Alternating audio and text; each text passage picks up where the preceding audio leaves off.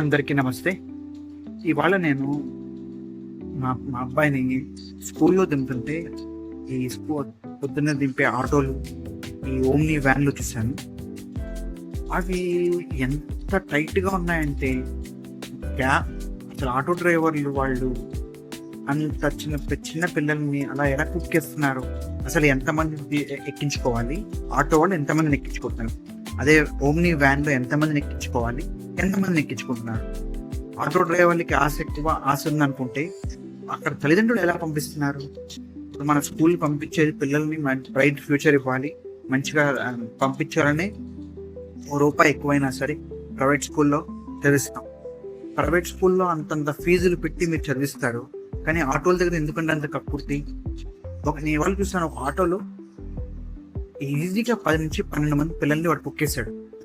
ఆ బ్యాగులన్నీ పక్కన పెట్టి, పక్కన బ్రేకుల దగ్గర బుట్టలు, బ్యాగులు, లంచ్ బాక్సులు, లోపలేమో పిల్లలు ఇట్లా లోపల కంజెస్టింగ్ గా కూర్చుని ఎందుకు అలా పంపిస్తున్నారు పేరెంట్స్?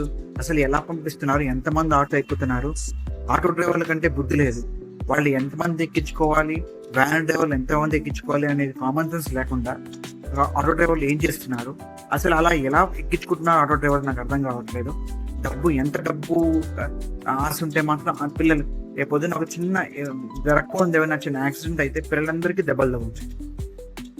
తల్లిదండ్రులు ముందు మీరు పెద్ద స్కూల్లో వేయడం కాదు, ఎంత సేఫ్గా వెళ్తున్నాడో ఎంత సేఫ్గా వస్తున్నాడు అదొకటి ఆలోచించండి. లేకపోతే అది మీకే ఇబ్బంది అవుతుంది. పిల్లలు ఈ వయసులో వాళ్ళకి మంచి ఎడ్యుకేషన్తో పాటు సేఫ్టీ కూడా ఇంపార్టెంట్. సేఫ్టీ ఇవ్వకుండా నేను ఆటో వచ్చేస్తాడు, కింద నుంచి ఆటో కింద ఎక్కుతాను, పిల్లలు కింద ఎక్కుతారు, నేను టాటా చెప్పేస్తానంటే కుదరదు. పిల్లలు ఎలా వెళ్తున్నారు? ఆటోలో కానీ వ్యాన్లో కానీ ఎంతమంది ఉన్నారు? అసలు ఇవాళ నాకు చాలా షాక్ వచ్చింది. కొంతమంది ఆటోలు వ్యాన్లో అయితే ఇరుక్కుని కుక్కేశాడు వాడు. ఆటో డ్రైవర్లు ఇరుక్కుని కూర్చున్నారు. కనీసం ఆలోచించండి. ఎలా పడితే అలా ఎక్కడం కాదు, ఎలా పడితే పంపించడం కాదు. పిల్లలు రేపు దేశానికి భవిష్యత్తు. వాళ్ళకి మంచి చదువుతో పాటు మంచి ఆరోగ్యం ఇవ్వాలి. ఇలా ఇచ్చేసి పిల్లల్ని పంపించేస్తే తల్లిదండ్రులు మీరు ఎంత బాగా చదువుకున్నా వాళ్ళు ఆరోగ్యవంతులుగా ఉండలేరు. దయచేసి ఆలోచించండి. ఆటో డ్రైవర్లు మీకు కూడా డబ్బు ఆశ ఉండొచ్చు, కానీ మరి ఇంత దారుణంగా ఉండకూడదు.